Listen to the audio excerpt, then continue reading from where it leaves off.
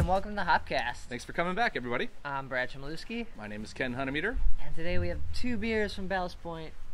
Same beer, different flavor. Right? Yeah, so a couple of different Sculpin IPA variations. We have their Grapefruit Sculpin and the Habanero Sculpin. Did I do that right? Yeah. So Sculpin, have we done this? Yeah, we've Sculpin done on the show Sculpin. before? Yeah, it's a great IPA. One of your favorites. One of my favorites. So getting to try a little bit of a take on that beer is something to look forward to. So, right. So now, do we start hot and then cool off? I don't think so. Grapefruit? So you think we start grapefruit and then go hot? I think so. This might be a palate wrecker. Okay. So I think it might be a good idea to start with just a nice, calm, cool grapefruit and build our way up to the heat. All right. Let's do it. All right.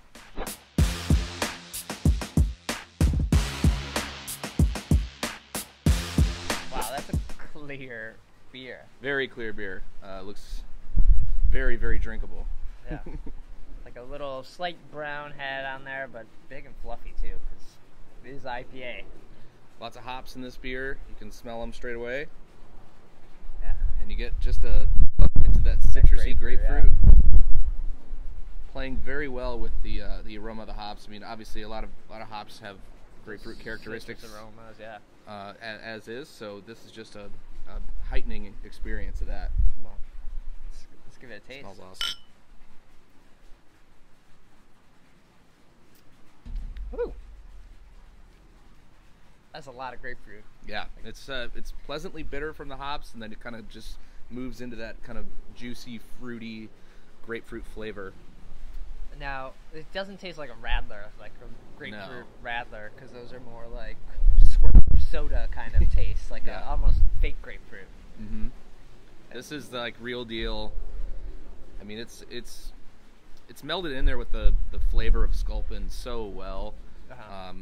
It's just kind of like another layer, and it's not like the two flavors are separate. They're just kind of mixing and melding really, really nicely. Okay. And then we can't get this here, so you had it in what, out west? Yeah, San Diego. I was out in where the brewery is. They're out in San Diego, and saw it on the shelf and instantly picked it up. It was just one of those things you couldn't pass up. It sounded too good. Right. But you're a big grapefruit person, right? Yeah. Like, you do your grapefruit for breakfast? Like, If I like, eat breakfast, eat grapefruit would be an option. Yeah. Okay. See, But, I don't love grapefruit enough to eat it for breakfast. So I feel like it's almost too cold for this beer now, and it's not like as refreshing as it would be for like a nice summer day. Mm-hmm. It'd be a great afternoon Sunday day drinking type of beer. Right. Couldn't have too many of them. It's a 7% beer. Right. It's no radler that's 4% because those grapefruit, it's there for more of flavor than like to water it down. Mm-hmm. Right. Yeah, because however they're adding the grapefruit flavor to the beer, it's not taking down the alcohol percentage at all. Sculpin's a 7% beer. This is also a 7% beer, so I'm not really sure how they're doing that. Do they do zest? Do you do grapefruit zest? Absolutely, yeah. Yeah. But yeah, I'm not sure. It seems like they would be using zest if they're not really changing the alcohol percentage, but Right. who knows? Interesting. But it is tasty, and you see a lot of beers this year have had grapefruit like variations of it. Mhm. I think because of Stiegl Radler. Yeah, it was like that beer came out and was a major hit. I mean, it just tastes so good. It's really low in alcohol, so you can drink a lot of it, and it caught on. Like, I don't think anyone was expecting that beer to, do so well. Right. So it was out. Like, the market was just like crumbled because and but this year they flooded it. You can usually find it. You can find other breweries that have their own variations of the grapefruit beer. Mm-hmm. So yeah, I think you've seen a lot of different craft breweries trying to tag on that bandwagon there. Make that much money, why not, right? Yeah. And it's good stuff. Oh yeah, and I think doing it a different way than just trying to make a rather low percentage session drinking beer. This IPA with grapefruit, it's a little different. Yeah, I mean, it's good stuff. So, nice job, Ballast Point. Well, should we warm up then? Yeah. Time to turn up the heat, because the heat is on.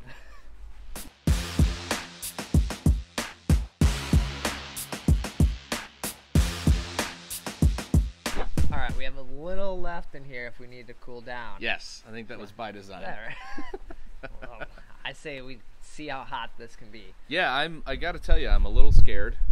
Okay. But Habanero Sculpin I mean, I like heat, usually not in my drinks, but in my food.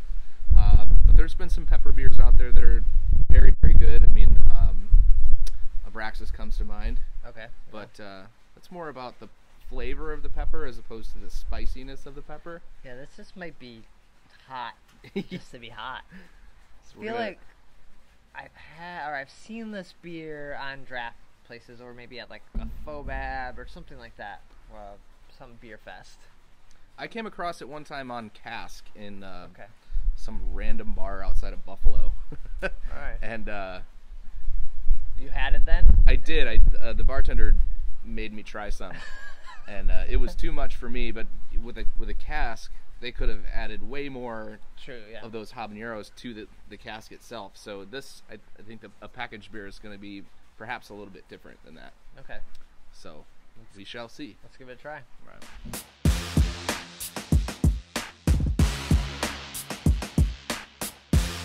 No surprise, we're kind of almost looking at the same looking beer. Yeah, I think maybe just a touch lighter. So maybe the grapefruit added some color to the other one. But again, really nice looking beer, good looking fluffy head, and very, very clear. Yeah. Man, how they get so clear? Amazing. Well, all right.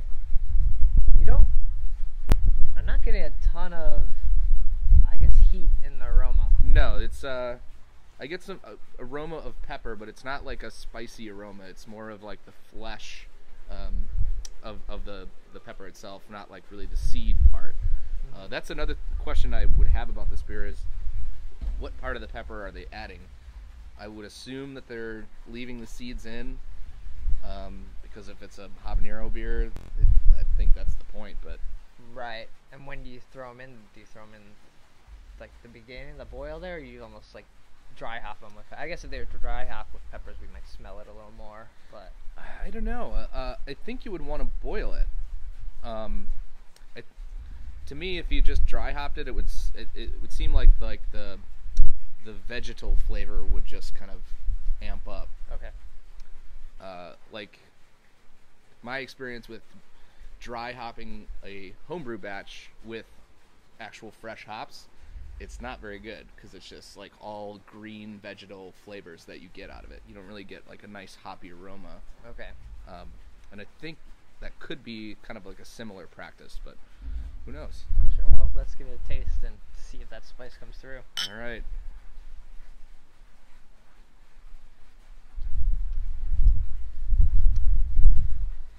Oh, all right. Yeah, it's got a little tingle. I feel like the heat almost just knocks away everything else. Like you get focused on the heat. Yeah, at least for that first sip. Maybe I'll adjust to it, but yeah, you get like, man, it just builds. I think the heat just builds. It does build. You're right. It's really starting to hit me in the back of the throat. It like at first the initial flavor is pretty good, and then that finish is just all heat. Yeah, it makes you like have to drink more, but you're like, this isn't gonna go well. But it's still hot, and you're like, you gotta cool down. Oh, what was I thinking? I drank the spicy beer. It made it worse. Oh man, I think this is a niche beer for sure. Yeah, it's not awful. We've had much worse beers. I think it's interesting and surprising that they even decide to package this. I can't see this selling like that well. Yeah, it's like a certain person that wants their beer to be super spicy. It's certainly not for everybody. Right. As far as that goes, I think it's not a bad beer. It's not flawed in any way. It's just like a specific person that wants to drink something like that. So what do you think's next if they have a grapefruit, a habanero? Have you seen any other Sculpin variations? I haven't. I know that they do a lot of different experimentation over there. They have a little homebrew set up at one of the brew pubs, and all the employees are allowed to make whatever they want on it. Oh, cool. So it's a big program that they do for innovation and stuff like that. So they play around with the small batches, but I was talking with someone from Ballast Point the other day, and they actually do a lot of like maltier beers, because they have Sculpin already, and they have a lot of IPAs. Especially San Diego has a lot of IPAs. Right. So I think a lot of the employees out there kind of focus on like bitters and milds. Okay. She was saying they do a lot of cream ales.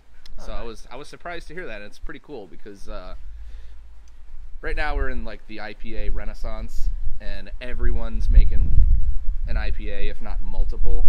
So I would hate for people to lose sight of other beer styles that are very good just because, you know, everyone's trying to cash in on, you put IPA on the bottle and it'll sell. But the new thing on the West Coast that we haven't seen here really are the ISAs. What is Indian that? Session ales, which are just the pale ale. Like, yeah, I guess we call them session IPAs here, which are just pale ales, but I have never heard ISA. Yeah, it's like all over Washington and Oregon. I saw a lot of them, and wow. I'd pick them up and just be kind of disappointed because it's like in between that pale ale that's just refreshing and the IPA bitterness that you want. It's like, all right. Yeah, I mean, and that's to the point. You know, instead of brewing a pale ale and calling it a pale ale, everyone slaps IPA on there just so that they can sell more beer.